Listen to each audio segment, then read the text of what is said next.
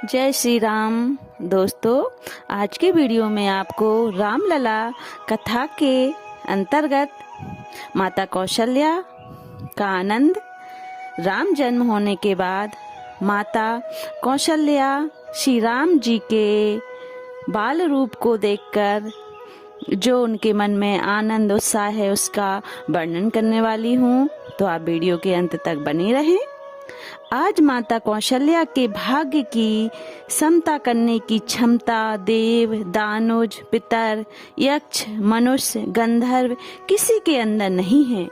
वेद जिन परमात्मा को व्यापक, निरंजन, अकल, अनीह इत्यादि नामों से संबोधित करते हैं, स्वयं सरस्वती जिनका वर्णन करने में असमर्थ है, जिन प्रभु का दर्शन पाने के लिए तपस्वी योगी वृंद नाना प्रकार के साधन करते हैं तथा चराचर जगत के एकमात्र अधिष्ठान, सर्जक, पालक तथा संहारक हैं, वही प्रभु माँ कौशल्या की भक्तिपूर्ण प्रेम परतंत्रता को स्वीकार कर उनकी नन्ही सी गोदी में मंद मंद मुस्काने के लिए विवश हैं।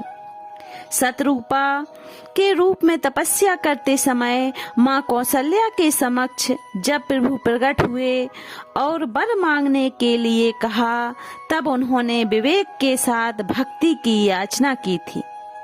माँ ने कहा था, भगवान, आप अपने भक्तों को जो सुख और जो गति प्रदान करते हैं, मुझे आप वही सुख वही गति प्रदान करें। अपने पावन चरणों में प्रीति का वरदान दें। और मैं यह भी चाहती हूँ कि मुझे आपकी माया के द्वारा मोह या भ्रम कभी ना हो, मेरा विवेक कभी ना मिटे। भगवान ने उन्हें विवेक के साथ भक्ति का वरदान दिया। विवेक के वर को पूर्ण करने के लिए पहले भगवान चतुर्भुज रूप में कौशल्या के समक्ष प्रकट हुए और भक्ति के वर को पूर्ण करने के लिए भगवान माँ के आदेश को स्वीकार कर शिशु रूप में रुदन करने लगे। भगवान ने सोचा, यदि माँ को मेरे ऐश्वर्य स्वरूप की स्मृति बनी रही तो मुझे वात्सल्य सुख नहीं मिल पाएगा। इसलिए मानो रुदन के माध्यम से प्रभु ने अपने ऐश्वर्य स्वरूप की स्मृति को कौशल्या के हृदय से मिटा दिया। मधुरे पर मोहित हो गईं। योग माया के प्रभाव से यह भी भूल गईं कि यही शिशु क्षण भर पूर्व नारायण रूप में प्रकट हुआ था। चराचर जगत के एकमात्र स्वामी को वे अपना पुत्र समझने लगीं। अब तो प्रभु की प्रत्येक लीला का उद्देश्य माँ को अपनी बाल सुलभ लीलाओं से आनंदित करना था।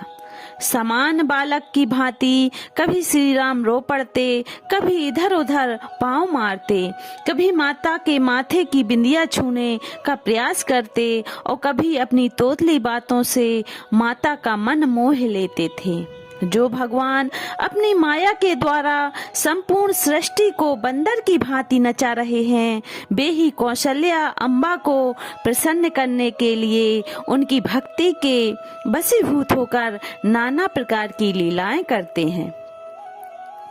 कौशल्या जी भी अपने प्यारे लाल को पलंग पर बिठाकर उनकी सुंदर लीलाओं तथा मधुर चितवन को देखकर निहाल हो जाती थीं। प्रभु माता से कभी चंद्रमा की मांग करते, कभी अपने ही प्रतिबिंब को देखकर डर जाते और कभी किलकारी मारकर हंसने लगते थे। भगवान की दिव्य लीलाओं में आकंठ डूबी माँ कौशल्या को दिन रात के बीच का भी भान नहीं रहता था। वो उन्हीं के बाल स्वरूप में मग्न रहती थीं। माँ ने सतरूपा के रूप में जिस सुख की याचना भगवान से की थी, प्रभु आज उसे मुक्त हस्त से माँ को लौटा रहे हैं। इससे बड़ा सौभाग्य और सुख भला क्या हो सकता है। तप में इतनी ताकत है, तपस्या में इतना बल है कि कोई भी करे तो उसको फल अवश्य मिलता है। जैसे शतरूपा और मनु ने तपस्या करके बालक रूप में श्री विष्णु को पा लिया, श्री हरि को पा लिया। इसी प्रकार जो भी श्री राम जी की सच्ची श्रद्धा भक्ति से उनकी आराधना करता है उसे फल अवश्य प्राप्त होता है और उसकी मनोकामनाएं पूर्ण होती हैं। दोस्तों, वीडियो कैसा लगा कमेंट करके जरूर बताएं। अच्छा लगे तो लाइक कर दें, चैनल को सब्सक्राइब कर दें। जय श्री राम।